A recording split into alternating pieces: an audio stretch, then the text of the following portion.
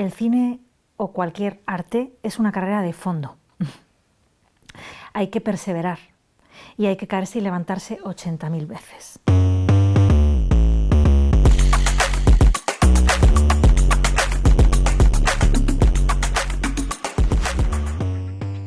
Mi padre murió cuando yo era adolescente y con esta idea de que te montas una película de que quieres salvar vidas, y entonces yo decido, cuando empiezo lo que es el instituto, que quiero ser médico. Y estudio ciencias puras, se me dan fatal, fatal es fatal. Mis hermanos me tienen que ayudar con las matemáticas, con la química, con la física, peleas con mis hermanos, pero consigo terminar COU, lo que era el COU, con una nota suficiente como para además entrar en medicina. Me llega la carta de que he entrado en la Facultad de Medicina y ahí me caigo del guindo. Y le digo a mi madre: mamá, yo no quiero ser médico, yo quiero estudiar cine. Y me dice mi hermano, ¿no? Yo no tenía padre, y me dice mi hermano: a la cama, mañana pensarás de otra manera. Y me levanté al día siguiente por la mañana y volví a repetir: no, no, no, es que yo no quiero ser médico, quiero estudiar cine. Y ahí que me cogí con mi madre. Yo vivía en Barcelona, en esa época no existía nada, nada es nada, así que me vine a Madrid a estudiar lo único que había, que es Ciencias de la Información, en la Complutense. Para mí es mi vida. Yo creo que las personas que nos dedicamos a cualquier cosa artística no diferenciamos entre vida, trabajo, entonces es que es mi forma de vida, directamente, ¿no? Yo no me puedo ver de otra manera, ¿no? Es como... necesito crear, necesito contar historias, yo las cuento en formato corto. Me resulta además cada historia que cuento de alguna manera sanadora por un motivo o por otro. La gente a mi alrededor con la que me relaciono, toda tiene que ver con lo artístico, entonces pues podríamos decir que es mi vida, ¿no? Yo trabajo de lunes a domingo, pero es que no es que trabaje de lunes a domingo, es que lo tengo todo asociado, ¿no? Hay mucha gente que dice que estamos como una cabra, ¿no? O sí, ¿no? Porque estamos todo el tiempo, pero yo soy tremendamente feliz así. No me explicó lo que tenía que hacer, no hizo nada.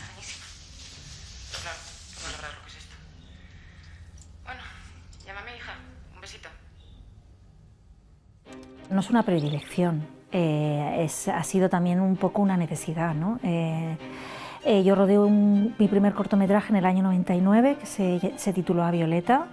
Fue un cortometraje que en su momento estuve en Locarno, estuve en Mar de Plata, estuve en Londres, gané más de 20 premios, se rodó en cine.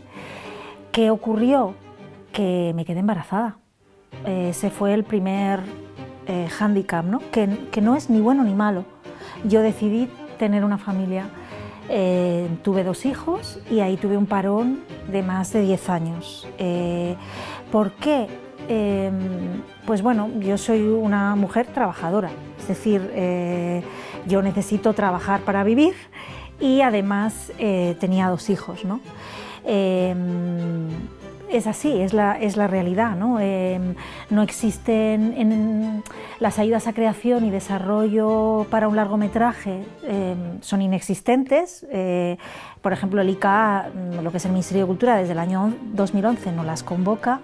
Entonces diríamos que desarrollar un largometraje exige una implicación que si tienes hijos y trabajas 10 horas es muy difícil. Entonces, como yo quería seguir creando, porque sí que tuve un momento de que quería tirar para largo, pero como quise seguir creando, pues ¿qué podía controlar? ¿Qué podía abarcar yo? ¿Qué podía yo hacer? Cortometrajes. Y entonces en el 2012 retomé el mundo de los cortos y desde entonces pues más o menos hago un cortometraje al año y medio, ¿no? Más o menos. Si pudiéramos tener el presupuesto que tiene un cortometraje en Francia, que puede ser unos 100.000 euros, pues a lo mejor yo, no lo sé, me mantendría en el cortometraje toda la vida, ¿no?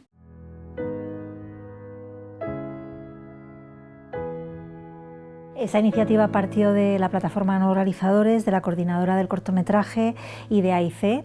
Yo soy la vicepresidenta también yo soy la presidenta de la Federación del Audiovisual, de Alianza Audiovisual, y además soy la vicepresidenta de PNR.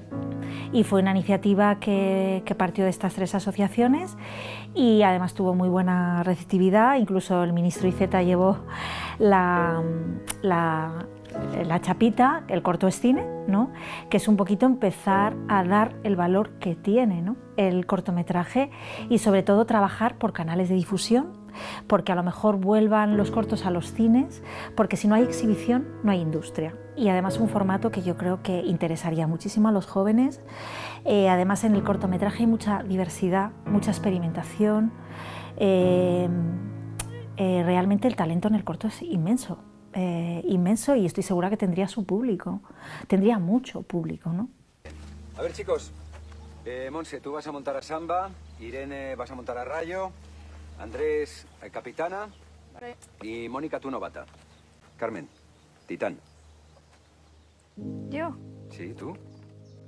¿Te atreves? Yo trabajo en colaboración con Mercedes Castro, que es mi compañera creativa. De hecho, Frío, el largometraje, realmente está escrito por las dos, pero está escrito por Mercedes, porque yo me he dado cuenta que no soy guionista, yo soy directora, y desde que trabajo con Mercedes diríamos que tenemos reuniones Zoom donde yo hablo y cuento, pero la que escribe es Mercedes.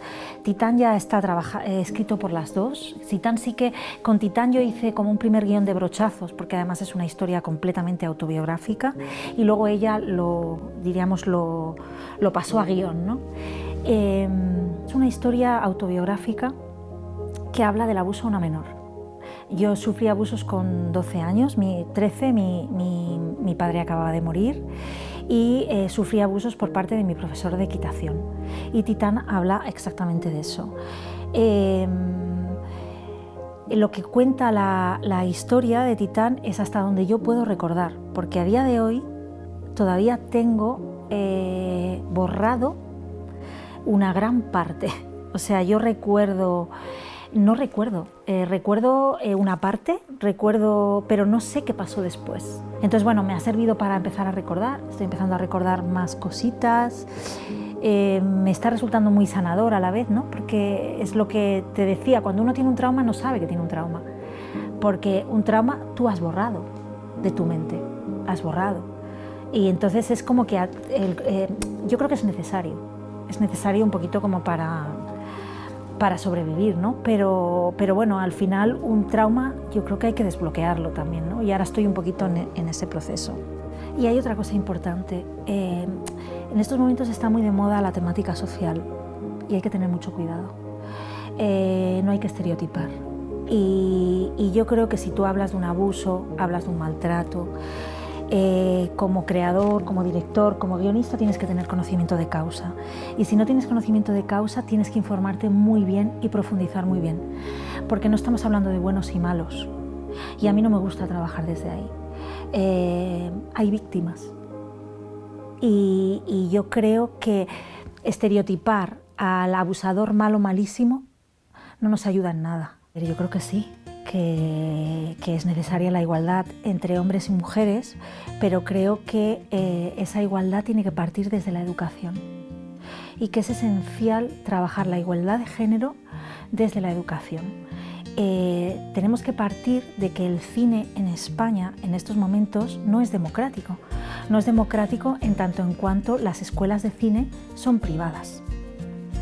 Tenemos una enseñanza privada y tenemos una enseñanza pública que cubre una parte de FP de puestos técnicos, cubre una universidad muy generalista. Yo he estudiado en la Complutense, o sea que es una enseñanza donde diríamos no puedes aprender a ser director, ¿no?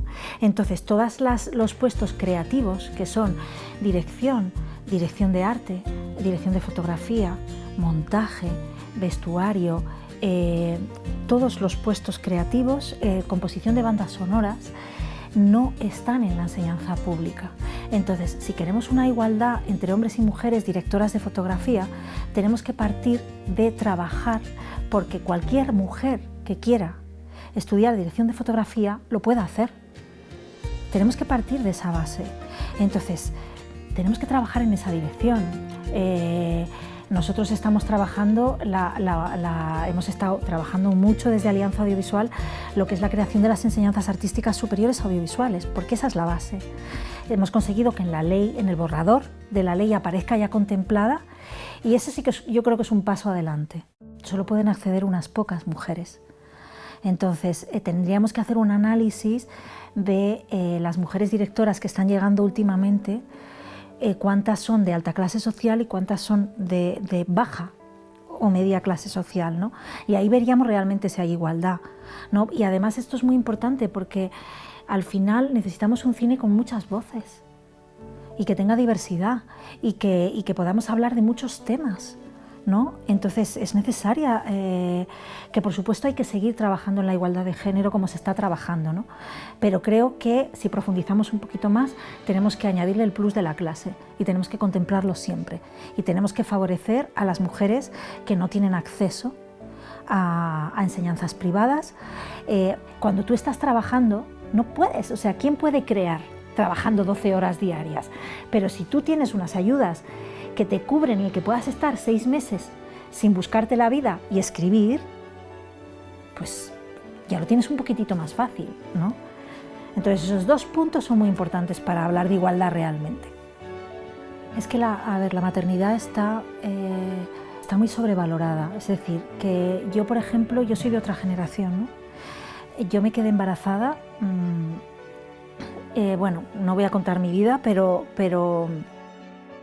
luego en A Violeta hablo del embarazo, de la maternidad y hablo también del reencuentro con mi propia madre, ¿no? en el embarazo, pero luego en lo que se espera de mí, que también fue muy catártico, yo me di cuenta que el haber tenido a mi hija había condicionado mi vida por completo y que además yo tomé la decisión de tener a mi hija porque había que tenerla, no me lo cuestioné. Y en lo que se espera de mí me di cuenta de que a lo mejor me lo tendría que haber cuestionado. Suena duro, pero es así, ¿no? Porque me cambió la vida por completo y hay una parte de esa vida que yo no la había elegido, ¿no? Y realmente el tener un hijo te cambia la vida. Entonces creo que es lo mismo, ¿no? Yo creo que ahora las mujeres, en eso se ha dado un paso adelante. De hecho, yo me cuestioné, con mi hija Violeta, yo me cuestioné abortar, pero es que nadie a mi alrededor, o sea, era como, pero, o sea, de hecho, se me convenció, de alguna manera, es como que no te lo planteabas, ¿no? No te lo planteabas. Entonces, realmente hay que tener en cuenta que tener un hijo cambia tu vida, y eso realmente tiró para adelante, ¿no? Pero a lo mejor una mujer no quiere ser madre y no pasa nada. Espero de mí, cuento una mujer que se escapa de su propia boda porque él ha soltado en el brindis de bodas que ella está embarazada y ella no ha decidido todavía si lo quiere tener o no, ¿no? Entonces eso solo lo puede contar una mujer, que no es ni mejor ni peor, ¿no? Entonces lógicamente te pierdes un 50%, es que es un 50%, ¿no? Entonces evidentemente si hablamos de diversidad, pues el mensaje femenino tiene que estar.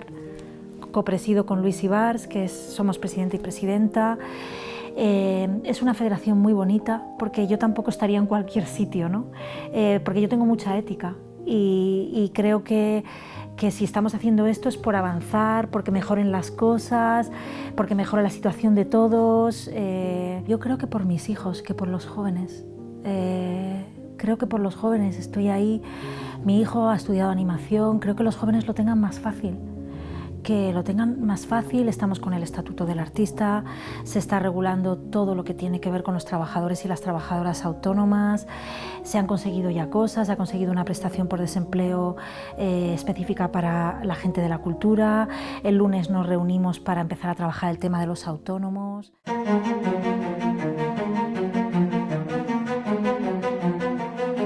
Frío está hecho junto con Mercedes Castro, somos 2 personas ahí. Ha sido muy bonito porque es una historia con tintes autobiográficos de las 2, porque es una historia familiar que habla de la pérdida, la pérdida desde el punto de vista de la infancia. Arranca en Galicia, Mercedes es gallega, mi padre era gallego, y ese proceso ha sido muy bonito porque yo no conozco Galicia, pero era importantísimo. La historia empieza con un poquito la historia de mi padre. Mi padre nació en Galicia, era campesino en una aldea gallega y un día jugando con su hermano en un carro se cayó.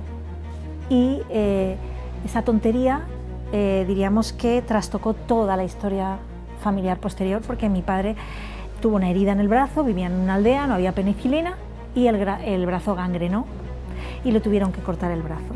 Entonces, una cosa tan traumática a la vez es tremendamente positiva, porque su madre, sus padres decidieron que no valía para el campo y lo mandaron a estudiar. Y mi padre fue catedrático de griego. Y bueno, parte de ahí, y bueno, es una historia a lo largo del tiempo, siempre con la pérdida, en ese caso del brazo, luego es la pérdida de la madre, y no está vista, no es una historia melodramática ni dramática, ¿no? Es una historia que diríamos que toda pérdida hace que las familias tiren para adelante, ¿no? Cuando empezamos a escribir el guión le llamábamos frío húmedo, que era Galicia, frío seco, y el frío de la actualidad pandémica, ¿no? Diríamos. Entonces empezamos porque al principio la historia estaba dividida en 3 historias independientes y luego eso se ha engarzado en una sola historia, pero sí. Y también habla de cómo los mayores, cómo a veces que eso ocurría mucho antes, no sé ahora, pero mis padres lo hicieron, ¿no? Cómo a veces los padres te quieren proteger del dolor y eso luego es tremendamente doloroso, ¿no?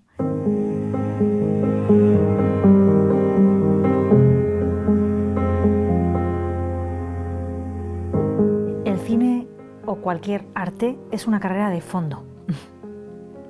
Hay que perseverar. Y hay que caerse y levantarse 80.000 veces. Y no pasa nada, es así. Hay quien lo consigue antes y hay quien lo consigue después. Pero realmente, si es lo que a ti te gusta, tienes que tirar para ello. Eso, he de decir, el camino no es fácil y exige una fuerza de voluntad y una perseverancia muy grande. Pero merece la pena. Merece la pena, sobre todo si es lo que quieres hacer.